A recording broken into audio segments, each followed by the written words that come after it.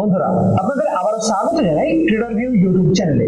আজকের ভিডিওতে আমরা আলোচনা করব স্টক মার্কেটে ফান্ডামেন্টাল অ্যানালিসিসের কিছু গুরুত্বপূর্ণ রেশিও সম্পর্কে।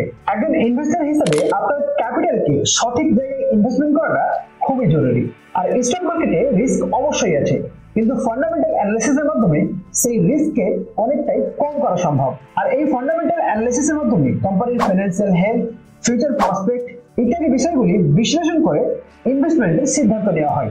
তাই আজকে আমরা এই ভিডিওতে এমন কিছু গুরুত্বপূর্ণ রেশিও সম্পর্কে জানবো যেগুলো আপনাকে কোনো কোম্পানির স্টকে ইনভেস্টমেন্ট করা সঠিক হবে নাকি বেঠিক হবে সেই ব্যাপারটা বুঝতে অনেকটাই সাহায্য করবে।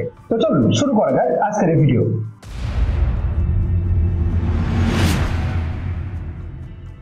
তো কোনো কোম্পানির ফান্ডামেন্টাল অ্যানালিসিসের ক্ষেত্রে আপনাকে যে রেশিওগুলো দেখতে হবে তার মধ্যে এক নম্বর থাকছে পিই রেশিও।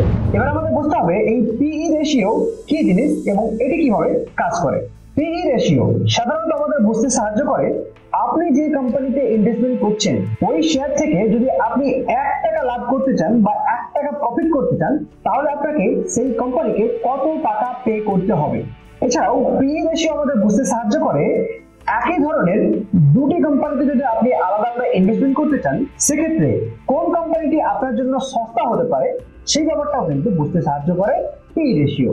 অর্থাৎ কোন কোম্পানি সস্তা নাকি দামি সেই ব্যাপারটা কিন্তু পিই রেশিও খুব সহজে কম্পেয়ার করে বুঝিয়ে দেয়।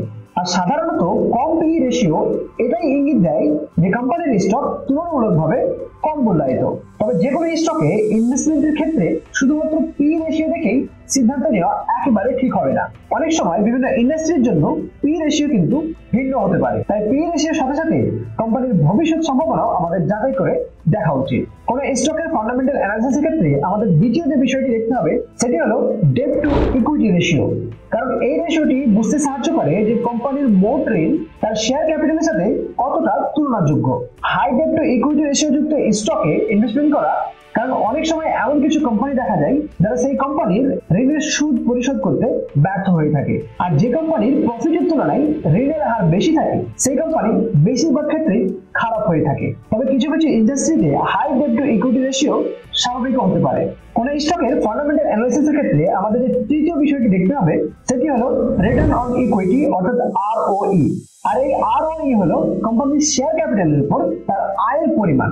আর এই ROE অর্থাৎ রিটার্ন অন ইকুইটি আমাদের এটা বুঝতে সাহায্য করে যে কোম্পানি তার শেয়ার হোল্ডারদের জন্য কতটা লাভজনক। আর যে কোম্পানির ROE অর্থাৎ রিটার্ন অন ইকুইটি হাই থাকে সেই কোম্পানির ফান্ডামেন্টাল কিন্তু ভালো হয়ে থাকে। আর কোন স্টকে হাই ROE থাকা এটাই ইঙ্গিত দেয় যে সেই কোম্পানি তার মূলধনকে ভালোভাবে কাজে লাগাচ্ছে।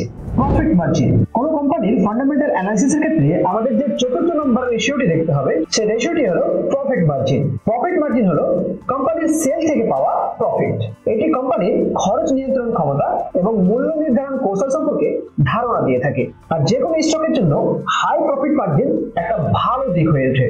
আর কোন কোম্পানির প্রফিট মার্জিন যদি হাই থাকে তাহলে অবশ্যই সেই কোম্পানির ফান্ডামেন্টাল দিকটা অনেকটাই স্ট্রং থাকে। তাই কোন কোম্পানির স্টকে ইনভেস্টমেন্টের আগে আপনাকে অবশ্যই এই প্রফিট মার্জিনের বিষয়টাও নজরে রাখতে হবে এবং সেদিকে ভালোমতো দেখে আপনাকে ইনভেস্ট করতে হবে। Debt coverage ratio. এই রেশিওটি কোম্পানি তার ঋণের সুদ পরিশোধ করতে কতটা সক্ষম সেটা বুঝতে সাহায্য করে। যে কোম্পানির ডেট কভারেজ রেশিও ভালো থাকে সেখানে ইনভেস্ট করা অনেকটাই কম রিস্কি হয়ে যায়। এরপর আমাদের আরো একটি বিষয়কে দেখতে হবে প্রাইস টু বুক রেশিও অর্থাৎ পিবি রেশিও। কোন স্টকের ফান্ডামেন্টাল অ্যানালিসিস করার সময় আপনাকে এই পিবি রেশিওটাও খুব ভালোভাবে ধ্যান দিয়ে দেখতে হবে। পিবি রেশিও হলো কোম্পানির একটি শেয়ারের মার্কেট প্রাইসের সাথে তার শেয়ার প্রতি নেট অ্যাসেট ভ্যালু অর্থাৎ এনএভি রেশিও। আর পিবি রেশিও একটি কোম্পানির বর্তমান মূল্য তথা নেট অ্যাসেটের সাথে কতটা তুলনাযোগ্য সেটা বুঝতে সাহায্য করে। আর কম পিবি রেশিও এটাই ইঙ্গিত দেয় যে কোম্পানি আন্ডার ভ্যালু প্রাইসে রয়েছে। তো বন্ধুরা এই ছিল ফান্ডামেন্টাল অ্যানালিসিসের ক্ষেত্রে কিছু গুরুত্বপূর্ণ রেশিও নিয়ে আলোচনা।